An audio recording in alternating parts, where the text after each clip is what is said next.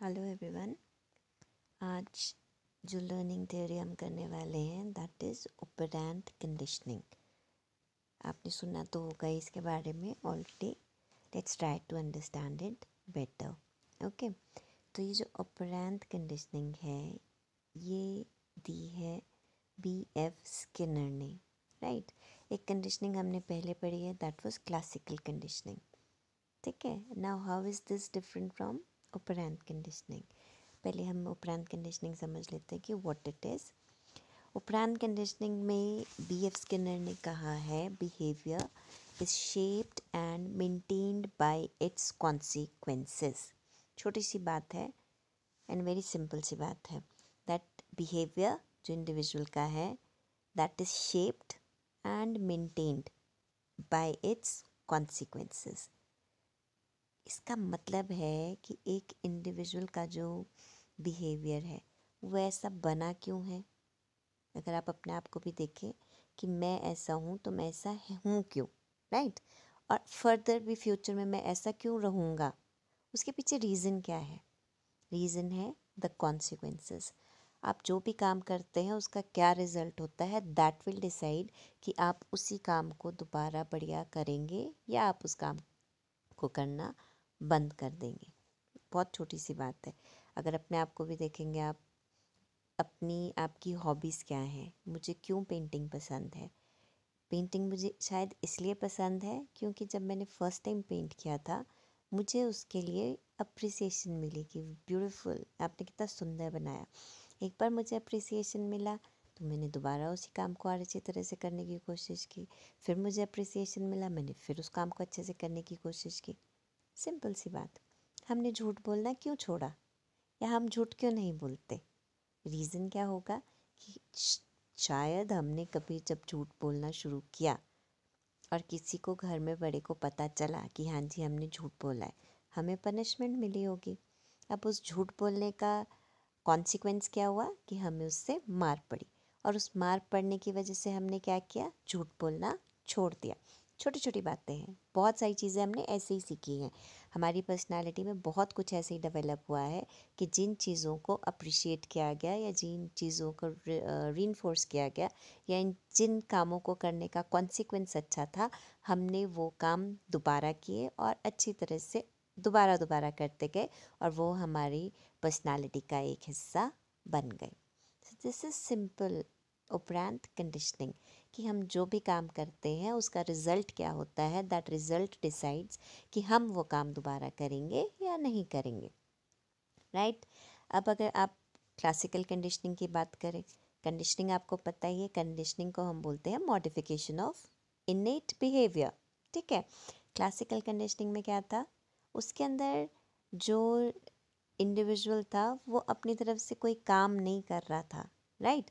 But operant conditioning में आप सीधी बात यहाँ पे कर रहे हैं कि आप जो काम पहले करेंगे उसके ऊपर आपको कोई रीइंफोर्समेंट मिलेगा।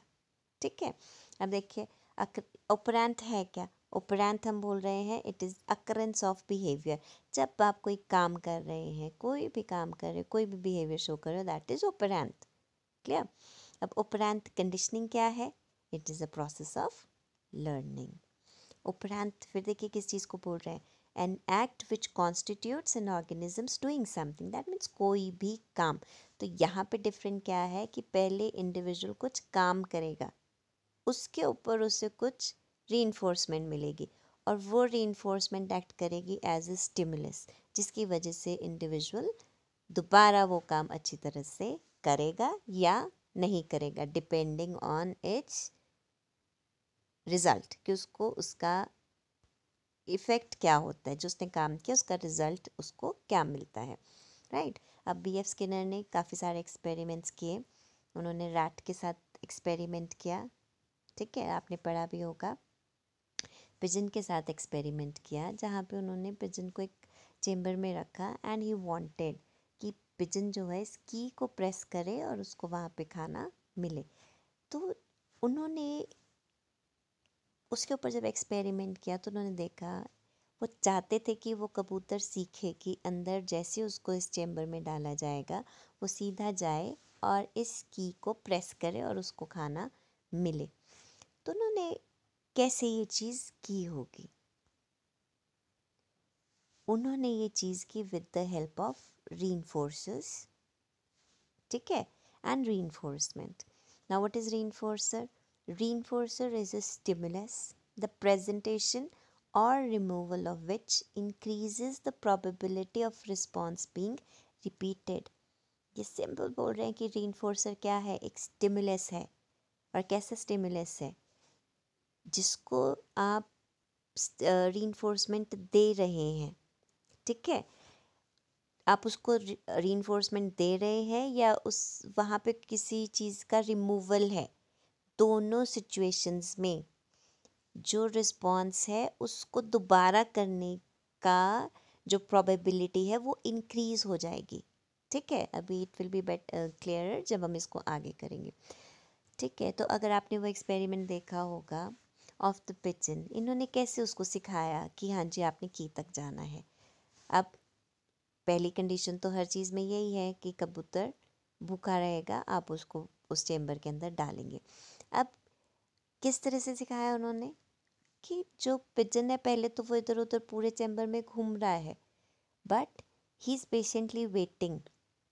स्किनर ने पेशेंटली वेट किया कि जब ये की वाली दीवार की साइड को भी अगर टर्न कर रहा है पिजन, ठीक है, तो उन्होंने उसको रीइंफोर्समेंट दी. सिर्फ टर्न करने पर भी उन्होंने उसको रीइंफोर्समेंट दी. धीरे धीरे कबूतर ने ये सीख लिया कि जब मैं इधर को टर्न कर रहा हूँ तो मुझे यहाँ पर रीइंफोर्समेंट मिलती है, ठीक है, खाने को कुछ मिल रहा है. अब उस साइड को टर्न किया, फिर उस साइड को जब चलना शुरू कर रहा है, ठीक है, again he was giving him the reinforcement. इधर उधर को जा रहा था तो कोई रीइंफोर्समेंट नहीं है, अगर उसकी डायरेक्शन में चल रहा है तो भी उसको रीइंफोर्समेंट मिल रही है. अब थोड़े दिन में उसने सीख लिया कि मैं इधर को टर्न कर रहा हूँ और इधर को चल रहा हूँ तो मुझे रीइंफोर्समेंट मिलती है. धीरे धीरे उन्होंने इसी तरह से उसको उस वॉल तक ले आए with the help of reinforcement. धीरे धीरे करके वो वॉल तक भी पहुंच गया. Now he again waited. वो जैसे अपना सिर भी उस हाइट तक लाता था, बाकी कुछ भी करे, नीचे है ऊपर है, he was not being reinforced. But अगर बिल्कुल की के सामने उसकी बीक आती थी तो वो उसको फिर रीइंफोर्समेंट दे रहे थे, राइट. अब इसी तरह से उन्होंने उसको धीरे धीरे शेप करते हुए की तक पहुंचाया और उसको प्रेस करना बताया कि इसको आपने कैसे, मतलब किस तरह से वो उसको प्रेस करेगा तो उसको खाना मिलेगा, राइट. तो कैसे सिखाया उन्होंने? इन स्टेप्स, छोटे छोटे स्टेप्स में. एकदम से नहीं वेट किया कि सीधा जाएगा एंड अपने आप कोशिश करेगा, नो, उन्होंने उसको शेप किया कि किस तरह से आपने की को प्रेस करके खाना निकालना है. अब अगर आप इस थ्योरी को ढंग से समझ रहे हो तो इसके अंदर जो मेन एम्फेसिस है वो सारी किस चीज़ पे दी हुई है? रीइंफोर्समेंट पे. अब रीइंफोर्समेंट हम क्या बोल रहे हैं? अभी मैंने आपको बताया कि एक स्टिमुलस है जिसको हम जब भी इंडिविजुअल को देते हैं तो उसके काम करने की प्रोबेबिलिटी बढ़ जाती है, ठीक है. जो भी काम के लिए आपने उसको रीइंफोर्समेंट दिया है उस काम को करने की उसकी प्रोबेबिलिटी बढ़ जाएगी, राइट. तो अब रीइंफोर्सर्स कितनी तरह के हो सकते हैं? रीइंफोर्सर्स आपके हो सकते हैं पॉजिटिव एंड नेगेटिव. अगर हम पॉजिटिव रीइंफोर्समेंट की बात करें, बहुत सारे एग्जांपल्स आपने देखे होंगे. अगर छोटा सा बच्चा है, रो रहा है, रोना क्या है उसकी तरफ से? एक एक्शन है, एक ऑपरेंट है. उसके ऊपर पेरेंट्स क्या कर रहे हैं? फटाफट उसको पेसिफायर दे रहे हैं. That pacifier acts as a reinforcement. अब आपको पता है आपने एक बार उसको रीइंफोर्समेंट दे दी, अगली बार वो कैसे आपसे मांगेगा? वो फिर रोएगा, ठीक है, क्योंकि उसको रोने से क्या मिल रहा है? उसको रोने से वो मिल रहा है pacifier, and that pacifier is acting as a reinforcement, जिसकी वजह से वो दोबारा वो काम और ज़्यादा फोर्स के साथ करेगा. जिद करते जैसे बच्चे, छोटा बच्चा, दे नो इट. हम बोलते हैं ना ये बहुत चालाक है, इसने सीखा हुआ है. कैसे सीखा है? कि वो जब भी रोना शुरू करेगा आप उसको फटाफट उसकी डिमांड पूरी कर देते हैं कि ये लो, ठीक है, what ever he is asking for. Suppose आपसे फ़ोन मांगते, जैसे ही बच्चे ने रोना शुरू किया आपने उसको फ़ोन पकड़ा दिया. अब वो फ़ोन क्या है? That phone is acting as a stimulus. अब वो दूसरी बार भी उसने आपसे कुछ बात मनवानी है या आपका फ़ोन चाहिए, वो दोबारा टैंट्रम क्रिएट करेगा, क्योंकि उसे पता है कि जब मैं टैंट्रम क्रिएट कर रहा हूँ तो मुझे यहाँ से रीइंफोर्समेंट मिल रही है। And what is that reinforcement? वो फ़ोन आपका है, वो उसकी रीइंफोर्समेंट है। तो अगली बार फिर उसे कुछ चाहिए, वो और ज़ोर से रोएगा, फिर नेक्स्ट टाइम कुछ और चाहिए, वो और ज़ोर से रोएगा, क्योंकि वहाँ पे आप उसको रीइंफोर्समेंट दे रहे हैं और वो इसी चक्कर में सीख रहा है कि रोक कर मुझे कैसे अपनी बात मनवानी है। बहुत सारे एग्जाम्पल्स यहाँ पे दिए हैं, आप देख सकते हैं। These are the examples of positive reinforcement. जब हम किसी को कुछ चीज़ दे रहे हैं और उस चीज़ को देने की वजह से उसका काम करने की प्रोबेबिलिटी और ज़्यादा बढ़ रही है, तो उसको हम बोलते हैं पॉजिटिव रीइंफोर्समेंट, राइट। अब आते हैं नेगेटिव रीइंफोर्सर्स की। नेगेटिव रीइंफोर्समेंट क्या है? हमने बोला रीइंफोर्समेंट वो चीज़ है जिसको आप इंडिविजुअल को जब भी देते हैं उसके काम करने की प्रोबेबिलिटी बढ़ जाती है। अब पॉजिटिव क्या है? जब हम इंडिविजुअल को कुछ चीज़ दे रहे हैं। नेगेटिव रीइंफोर्सर्स क्या होंगे? नेगेटिव रीइंफोर्सर्स हैं the reinforcing consequence is the removal of an aversive stimulus. एक बच्चा कोई काम की प्रोबेबिलिटी उसकी ज़्यादा कब हो रही है? जब वो काम कर रहा है क्योंकि वो कुछ एवर्सिव सिचुएशन से बचना चाहता है, ठीक है, या किसी एवर्सिव सिचुएशन को अवॉइड करना चाहता है। दो बोले आपके, एक एस्केप कंडीशनिंग, एक अवॉइडेंस कंडीशनिंग। एस्केप हुई, the behaviour is reinforced because it stops an aversive stimulus. दूसरा बोला avoidance, behaviour reinforced because aversive stimulus is prevented. That means बच्चा किसी खराब सिचुएशन को अवॉइड करना चाहता है या उससे बचना चाहता है, इसलिए काम ज़्यादा अच्छी तरह से या ज़्यादा जल्दी कर रहा है, उसको हम बोलेंगे नेगेटिव रीइंफोर्समेंट। एग्जाम्पल, जैसे आपने यहाँ पे देख सकते हैं आप लोग, एक हम बोल रहे हैं पॉजिटिव रीइंफोर्समेंट एंड एक हम बोल रहे हैं negative reinforcement. Positive reinforcement is जब आप बच्चे को कुछ चीज़ पॉजिटिव देते हैं, एंड नेगेटिव रीइंफोर्समेंट जब बच्चा कुछ अनप्लेजेंट चीज़ को अवॉइड करना चाहता है। जैसे आप अगर बच्चे को बोलते हो कि I will make you sit after school if you won't complete your work, ठीक है, आपको मैं पीटी पीरियड में खेलने नहीं जाने दूंगा अगर आपका काम कंप्लीट नहीं हुआ। अगर आप बच्चे को ऐसा बोलेंगे तो क्या होगा? ऐसा बोलने से वो जो आपका उसका होमवर्क है उसको फटाफट कंप्लीट करेगा ताकि आप उसको खेलने जाने दें। तो this is an example of a negative reinforcement. जैसे पेरेंट्स अपने बच्चे को बोलते हैं कि अगर आपने काम नहीं किया तो मैं आपको आइसक्रीम नहीं दूंगा। अब जब उसको आप ये बोल रहे हैं मैं आपको आइसक्रीम नहीं दूंगा, तो वो एक एवर्सिव सिचुएशन है, बच्चे के लिए अच्छी सिचुएशन तो नहीं है। वो उसको अवॉइड करने के लिए या उससे बचने के लिए काम फटाफट कंप्लीट करेगा। तो इसलिए हम इसे क्या बोल रहे हैं? Negative reinforcement, right. तो ये कॉन्सेप्ट हुआ आपका एक रीइंफोर्समेंट का। उसके बाद आते हैं आपके ऑपरेशंस इन ऑपरेंट कंडीशनिंग। क्या है ये ऑपरेशंस? क्या क्या चीज़ें हैं जो इसके अंदर काम कर रही हैं? फर्स्ट वन है आपका शेपिंग। शेपिंग क्या होगा? जैसे आपको नाम से पता चल रहा है, शेपिंग मतलब शेप देना, किस चीज़ को शेप देना? एक इंडिविजुअल के बिहेवियर को शेप देना। तो ये तो आपको अभी दिख ही रहा है कि हम किसी भी इंडिविजुअल को कोई चीज़ सिखा कैसे रहे हैं। हम उसको सिखा रहे हैं छोटे छोटे स्टेप्स में, और उसमें उसकी जिस क्वालिटी को हम चाहते हैं उसको हम क्या कर रहे हैं? रीइंफोर्स कर रहे हैं, और उसी से हम इंडिविजुअल को शेप कर रहे हैं। जैसे अगर आप चाहते हो एक बच्चा कभी झूठ ना बोले या सबके साथ अच्छी तरह से बात करे, तो आप उसके उस बिहेवियर को रीइंफोर्स कर करके उसको उसी तरह का बना सकते हैं। This is shaping, right. दूसरा है आपका एक्सटिंक्शन। What is extinction? जैसे आपका क्लासिकल कंडीशनिंग में था, वैसे ही आपका यहाँ पर है। यहाँ पे एक्सटिंक्शन कब होगी? यहाँ पे एक्सटिंक्शन तब होगी जब इंडिविजुअल को, जब बच्चे को आप रीइंफोर्समेंट देना छोड़ देंगे, तो बच्चा उस बिहेवियर को भी छोड़ सकता है जो वो अभी तक शो कर रहा था। जैसे छोटे बच्चे होते हैं, आपने देखा है, सुंदर हैंड राइटिंग लिखते हैं, उनको आप हमेशा गुड देते हैं, ठीक है। जिस दिन आप उसको गुड देना छोड़ देंगे, थोड़े टाइम बाद वो बच्चा अच्छा लिखना छोड़ देगा। और रीज़न क्या देता है, मैम देखते तो नहीं है, कोई गुड देता नहीं है, इसलिए मैं सुंदर नहीं लिखता, क्योंकि कोई देख नहीं रहा। Is that clear? तो वो जो बिहेवियर है वहाँ पे वो आपका क्या हो गया, एक्सटिंक्ट क्यों हुआ, बिकॉज उसको रीइंफोर्समेंट मिलना बंद हो गया। फिर आया spontaneous recovery. What is spontaneous recovery? आप ये कह रहे हैं वापस जैसे ही आप उसको रीइंफोर्समेंट दोबारा देंगे, उसका जो लर्न बिहेवियर था, जो उसने सीखा था, वो स्पॉन्टेनियसली उसको रिकवर कर लेगा। वापस उसको एकदम से सुंदर लिखना, जैसे भी मैंने एग्जांपल दिया था उसमें, वो आप उसको वापस एक बार गुड दो या उसको अप्रिशिएट करो कि आपकी हैंड राइटिंग तो बहुत अच्छी होती थी, अब क्यों नहीं लिख रहे, वो बच्चा वापस दोबारा आपको एकदम से अपनी लर्निंग को रिकवर कर लेगा।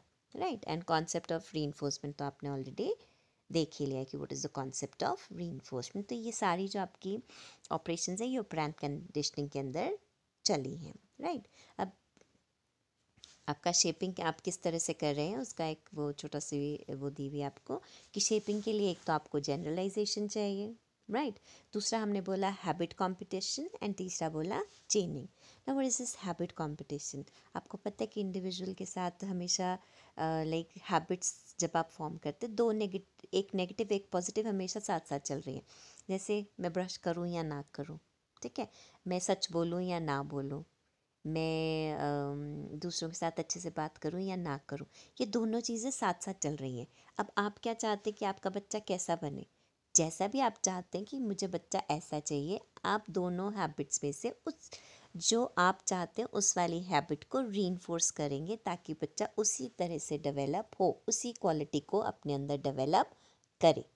राइट। तो उसको हम कह रहे हैं हैबिट कंपटीशन। और दो जो ऑपोजिट हैबिट्स हैं जो उसके उसमें चलिए, उसमें से कौन सी हैबिट को आप रीइंफोर्स करते हैं, that will shape his behaviour. और एक चीज़ आ रही है इसके अंदर, चेनिंग। चेनिंग क्या है? चेनिंग मीन्स आप एकदम से नहीं, उसको एक ही दिन में नहीं आप सब कुछ सिखा पाएंगे, आप उसको स्टेप बाय स्टेप थोड़ा थोड़ा करके उसकी जो पर्सनालिटी है उसको शेप करते हैं। So that is shipping. Right. जैसे ये आपको मैंने अभी बताया था पिजन वाला, ठीक है, इसके अंदर आप देख रहे हैं स्टेप 1 के अंदर give the pigeon food when it turns towards the button. सिर्फ मुड़ भी रहा है तो भी आप उसको फूड दे रहे हैं।